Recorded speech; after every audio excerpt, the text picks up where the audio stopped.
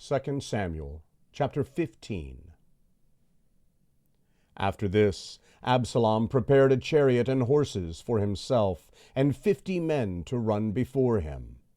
Absalom rose up early and stood beside the way of the gate. When any man had a suit which should come to the king for judgment, then Absalom called to him and said, "What city are you from?" He said, "Your servant is of one of the tribes of Israel." Absalom said to him, "Behold, your matters are good and right, but there is no man deputized by the king to hear you." Absalom said, moreover, "Oh, that I were made judge in the land, that every man who has any suit or cause might come to me, and I would do him justice." It was so, that when any man came near to bow down to him, he stretched out his hand, took hold of him, and kissed him. Absalom did this sort of thing to all Israel who came to the king for judgment. So Absalom stole the hearts of the men of Israel. At the end of 40 years, Absalom said to the king, "Please let me go and pay my vow which I have vowed to the Lord in Hebron. For your servant vowed a vow while I stayed at Geshur in Syria, saying, 'If the Lord shall indeed bring me again to Jerusalem, then I will serve the Lord.'" The king said to him, "Go in peace." So he arose and went to Hebron. But Absalom sent spies throughout all the tribes of Israel, saying, "As soon as you hear the sound of the trumpet, then you shall say, 'Absalom is king in Hebron.'" 200 men went with Absalom out of Jerusalem, who were invited, and went in their simplicity, and they didn't know anything. Absalom sent for Ahithophel the Gilonite, David's counselor, from his city, even from Gilo, while he was offering the sacrifices. The conspiracy was strong, for the people increased continually with Absalom. A messenger came to David, saying, "The hearts of the men of Israel are after Absalom."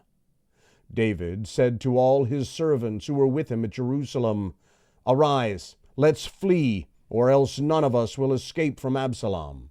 Hurry to depart, lest he overtake us quickly and bring down evil on us, and strike the city with the edge of the sword." The king's servants said to the king, "Behold, your servants are ready to do whatever my lord the king chooses." The king went out, and all his household after him. The king left 10 women, who were concubines, to keep the house. The king went out, and all the people after him, and they stayed in Beth-merhach. All his servants passed on beside him, and all the Cherethites, and all the Pelethites, and all the Gittites, 600 men who came after him from Gath, passed on before the king. Then the king said to Ittai the Gittite, "Why do you also go with us?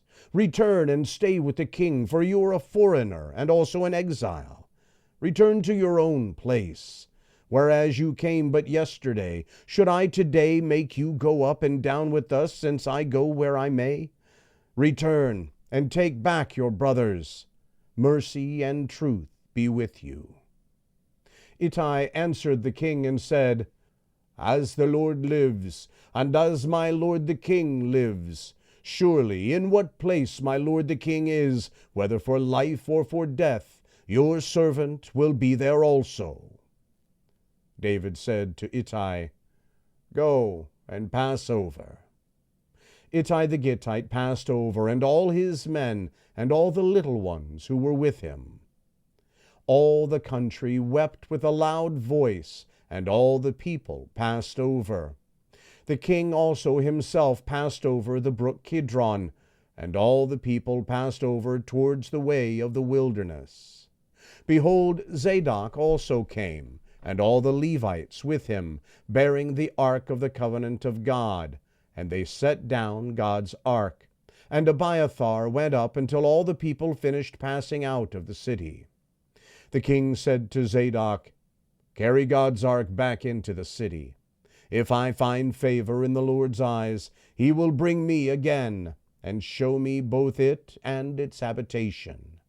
But if he says, I have no delight in you, behold, here I am. Let him do to me as seems good to him." The king also said to Zadok the priest, "Aren't you a seer?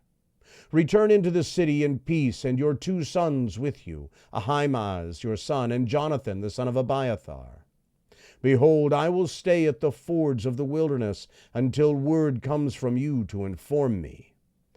Zadok, therefore, and Abiathar carried God's ark to Jerusalem again, and they stayed there. David went up by the ascent of the Mount of Olives, and wept as he went up. And he had his head covered, and went barefoot. All the people who were with him each covered his head, and they went up, weeping as they went up. Someone told David, saying, "Ahithophel is amongst the conspirators with Absalom." David said, "Lord, please turn the counsel of Ahithophel into foolishness."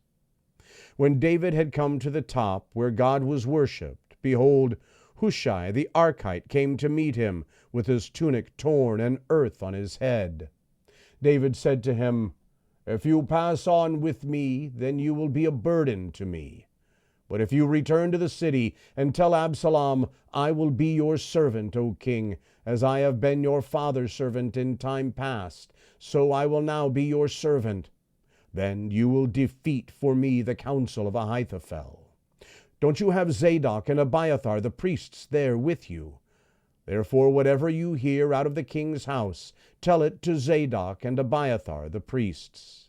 Behold, they have there with them their 2 sons, Ahimaaz, Zadok's son, and Jonathan, Abiathar's son.